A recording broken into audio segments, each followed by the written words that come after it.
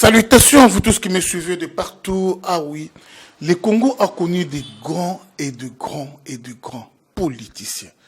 Je citerai Lumumba, je citerai des grands charismatiques comme Étienne Tshisekedi. Et il y a aussi des politiciens très charismatiques comme des Ngoza Carly Bond, des Kibasa.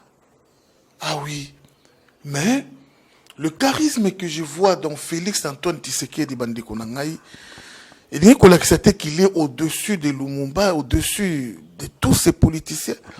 Mais ce charisme et ce leadership sort un peu de l'ordinaire. J'ai du mal à comprendre son charisme et son leadership. 1 + 1 = 2, tous nous connaissons, 2 + 2 = 4. Mais Fachi, c'est difficile à comprendre, Bandeko Nangai. J'ai à France, à Belgique, à Italie, à football, mais j'ai à RDC et dérange à adversaire des fois. Tant que s'entraîner, ceux qui ont à RDC, ils ont à RDCT. Ils ont à RDCT. Félix Antoine Tshisekedi à surprendre Batubeli. L'homme qu'on croyait, Yuma, tel, mais à surprendre Batubeli. De la manière qu'à surprendre Batubeli, confiance n'a vraiment sur les acquis à 90 et comme même à 120%. Yango na lobby, tout plus confiance dans informateur ou yako bimisa. Félix Antoine Tshisekedi, notre président, Azamoutuya. Fachi, Salaboye, peuple à lobby boye. Non. Amoutou ayebi mingi. Ayebi belé. Manière où y a Betty, deuxième mi-temps. Non, personne ne les croyait. Quand Fatih disait Bic Rouge, to Betty Maboko, to ye Bic Rouge et mon anité. On a les mêmes appels. Sans rival, tu vas me Fatih. Tu vas me Fatih. Tu vas comprendre que c'est Kabila qui dirige. Sans rival. Tu as la révélation le Kouta. Azala qui n'a kinga kati, asengi pardon, c'est là qui bouille. Mais ce qu'il a fait, la deuxième mi-temps, il est Kelibatu. Chadari Kanate Bazo Bengani na lopangu lokola Shegi. Vous comprenez? Jeanne de Mabunda. La puissance du FCC. Dengue, balancer. Non, je ne pouvais pas croire. Dengue FCC et Panzani. Dengue FCC et Zali Koursila. Non. Seul contre tous. Dans le niveau, sans armée, sans la police. Sans Mongo. Parce que, au coup, comparer Mongo Fatina et Kabila, Yuma aleki Fatina Mbongo. Janine Mabunda aleki Fatina Mbongo. Bande Unangai. Mbongo te, police te, armée te. Mais façon, on a déboulonné FCC. Vraiment, des cas, Mangro Koto, grand prêtre. Non. C'est que il y a aussi des forces qui sont cachées dans Fachi. Il faut respecter aussi ces forces. Derrière un homme fort, il y a aussi une femme forte. Respect la première dame, Maman Denise. Batouba yebite qui victoire autour-lui. Chit ya FCC. To beti maboko pour na Fachi, mais to bosani. Qui na katia Fachi, il y a des gens. Maman Denise. Première dame. Respect. Non seulement Maman Denise. Tout mais c'est la finga mingi. Ceinture à Fachi. Fachi est entouré des jambes. Si aussi Fachi était entouré de Batomabé, il n'allait pas arriver à cette réussite. Il n'allait pas arriver à cette victoire. Il n'allait pas déboulonner FCC.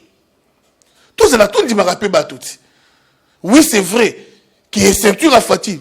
Bafui pourri basé belinga banga na tina na sans rival. Si faut tanga comme on tanga na nga. Mais il y a aussi des gens oyo ba memi Fati na victoire oyo ko déboulonner FCC. Ba tu le quoi ba Gilbert Kankonde. Il y a des gens ba tu le quoi ba topé Non. Mais cet homme, il a mérité respect. Soki, et l'autre m'a bimi, batali, et où tu la branche ligne, sécurité, batali, chargé de sécurité à Fachi. Et l'autre m'a bimi, boy, et où tu la nini, na tel boy, batali, directeur à cabinet à Fachi. Et l'autre m'a bimi, boy, mais depuis que ton père Azala parce qu'il y a président, premier président, n'a mon l'autre m'a bêti. Bana, 2 ans, il y a un autre qui tout ça qui congolais dans ma camunion sauté, moko réfléchissons. Asa parce que mon congé, pour moi, mon congé, il faut passer par y, après cette audience. Mais 6 heures, ce qui m'ont à nous croyez, côté Sangaï, président Lali, 7 heures, c'est mec qui a y, 8 heures, oh, bah, 30 ans de classe à y, 9 heures, oh, finalement, Santa président Kozala Mabé, a aux autant reporté. Il faut que tout soit planifié. Et quand l'on met l'ordre, na audience, il y a président, oh, c'est un homme à abattre. Mais c'est du bon travail qu'il est en train de réaliser. Lundi, à Kouyamba, 1, 2, 3, 4, 5 personnes, na telle heure. Audience est déjà pleine, déjà clôturée pour le lundi. Mardi, tu viens le lundi, on a programmé, ok, au bandi koko samakam. Eh, boye, bye. Il y a aussi des gens, destruction, et où à des fois penakati. Batisekediste balinganiti. C'est ce qui affaiblit aussi l'UDPS, et c'est ce qui affaiblit aussi les comptes de Fachi, c'est ce qui affaiblit aussi le pouvoir. Mobutiste balingana makasi pembeni ya Mobutu. Kabiliste balingana ki makasi pembeni ya Joseph. C'est tant chitité, tant ya reine ya Joseph. Balingana ki ko se trahir vraiment. Mais batisekediste 2 ans yango bolingo ezate. Tant toujours kende na 3e année, franchement totika makambo akala. Okomona ka tisekediste abengi banengo na ngaboye pour détruire mutoza pembeni ya Fachi. Yazwe bonga. Abambi makambo. Oh voilà boy, et voilà boy. Alors, il peut se réébiter au sali audio, au sali voice. Mutuana Zamabe, Mutuana Boye, pour nous président de Tchabakal, à ça pour empêcher Boye, il combat les chefs, à ça pas pourcentage en bon pour mon président. Et nous sommes l'okuta on tu puis yo peut utiliser pour ça nos cas audio. Et où tu peut-être là, kaka na bâtisse kediste, pour tu kaka na bâtisse kediste pour pas trahir ndeko. Bah c'est trahir, c'est pas bon ça. Au moins que vous n'avez pas bateau Kabila té, et vous n'avez pas bateau Fayulu té, et vous n'avez kaka na bâtisse kediste va monter coup à bengi combattant tel au yo bayo kilaka yo salaboye lo baboye moyena autant découpé au salut audio découpé non. Vous savez quand on veut diviser le chef n'a pas vrai pionnier, c'est aussi affaiblir les chefs. C'est pas bon. C'est pas bon, s'il vous plaît. Heureusement que nous avons un président très sage et très intelligent et difficile à manipuler, difficile à intoxiquer. Oye, mais c'est bon, il y a tout à l'occasion, c'est ok. Yankee! À ton sagesse, à ton intelligence. Union sacrée. Soyons unis. Union sacrée. Mettez l'homme qu'il faut à la place qu'il faut. Union sacrée. Tout favoriser Batou Oyope Bazana main propre. Baïbana main propre. Baïbana main sale libana. On a quatre union sacrée, bravo. Mais, tu as besoin de sagesse, tu as besoin d'intelligence, tu as besoin, il faut ta conseiller. Oh, a outil na FCC fraîchement na FCC. Attaque muto yo a lobby que c'est difficile na mutu pendant 18 ans à la kabiliste dans 48 heures bon on comme gratis séquediste. Mais il n'a pas tort franchement, il n'a pas tort. Hein? Vraiment. Union sacrée. On n'aimera pas voir un ministre qui a travaillé dans Kabila pendant 18 ans. On n'aimera pas voir un PDG qui a travaillé dans Kabila pendant 18 ans. Tina Souka on a Kabila. On n'aimera pas voir un leader à assumer fonction, il y a commandement, qui a travaillé dans Kabila. Tina Souka. Même dans l'armée, même dans la police. Nous disons NO haine. Eh bien, c'est la voix du peuple, quand moi je suis la voix du peuple, sans rival, votre serviteur. Président Fachi est entouré na bato ya malamu pe ya mabe. Ya malamu bazali na bango loko ba José Mbouyi, loko na bato pe, loko na basa ebele ya malamu. Ba Rémi Kankou bato malamu bazali na bango ebele pembe na président Fachi. Mais bato misusu pe baza wana pona ko détruire Fachi te, mais baza wana pona ko détruire baninga na bango bazo apporter un plus ko le kabango pembe na Fachi. Ce n'est pas intéressant. Lelo na yeli bino bato yo bozo lunga bolungu na ba pio malamu pembe na Fachi. Ba pio mabe baza wana botanga bango te ka ba pio malamu nde bolungu na pembe na Fachi. C'est une façon de détruire Fachi. Bokeba. Coup de chapeau na Jean-Marc Kabound. 500 000 gigas. Il a très bien fait son travail pendant les combats. Il doit revoir seulement quelque chose pour Nathan Oyo. Pour la 3e année, il y a Réni à Fachi, il y a Manda à Fachi, afin que UDPS et que les formats Liboso. Soyons tous unis pour l'intérêt Yamboka. Alors, pour la Kosuki Sabande Konangai, l'Ikamba passeport. Passeport, balobi, $99. Mais beaucoup ça biso prix à passeport na Kivu Bukavu ba Nord Kivu connaît combien. L'intérieur il y a payé ça combien. Ça paye $9. Prix à passeport na diaspora ça combien. En Afrique du Sud. Prix à passeport et ça combien. Parce que comme on y a batumbo fort, batumbo fort. Batu bazo banga kokanga mate bazo banga kokanga bazo continuer kolia bambongo. Nazo kebisa. Yesolo toloba soki omoni ndoki belela nga son rival na kangi ndoki. Na kangi ndoki.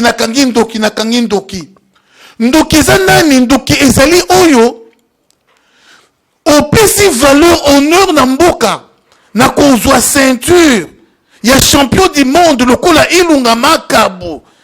Mais ndeko boyi même ko féliciter ye na réseaux sociaux boyi na réseau ni na boyi ndoki. Mais ce que c'est Tyson, ce que c'est tel on a même la profil na ye Elonga Tyson. Ba monsieur tout monde bango même basketteur au na ya kufa ba pesi ba message ba condoléances. Wana ni Fayulu. Mais Ilunga Makabu à défendre ceinture. Il y a champion du monde, d'Afrique, mais du monde. Les réseaux sociaux, silence. Oh, tu tout ça, bruit, tout ça, fêti, tu mets manabanzé là, tu mets tambunda. Mais pourquoi étouffer la joie? Moi, je ne suis pas politicien, les Kambouni ne sont pas politicien. Ma béni ni yasali, pour ça, moulouba. Ma béni ni yasali, tout tika tribalisme, tout ce qui est succès dans le régime Fati, il faut qu'on étouffe ça. On étouffe ça, bon, Yamabe, champion du monde, une fois, s'il vous plaît. Mais bande konabiso, silence. Ndoki za susunani, ndoki zali mutu oyo, tokangi mbula na mbula, Kabila dégage, conséquence nango, si les loups sans rival, et mon autre arabiété, bakobela bela pamba, ba prison tout ça, la tubite tout lianini, ba makambo ebele, ba musu ba kufa.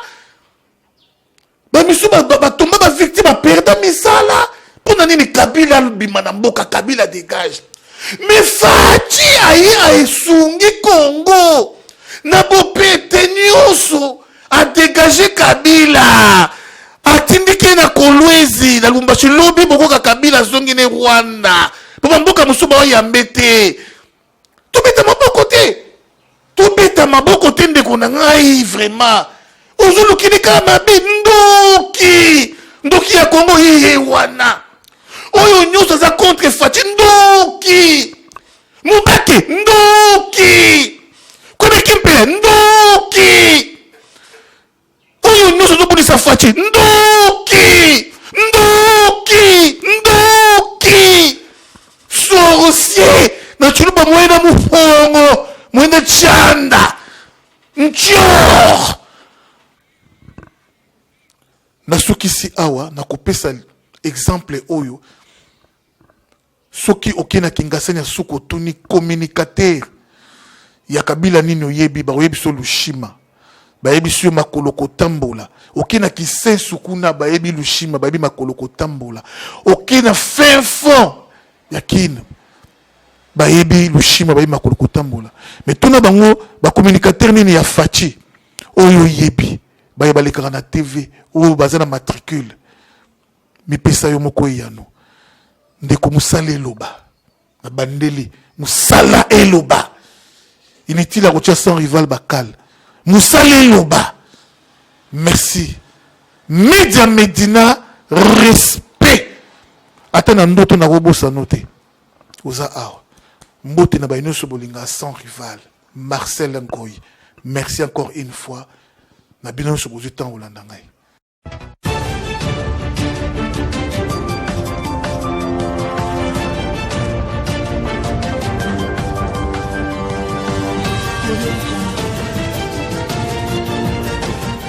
au salango yo oza mwana mai nanga c'est vrai totangaka na yo bien to banda no et tout ça boloko tu vas en prison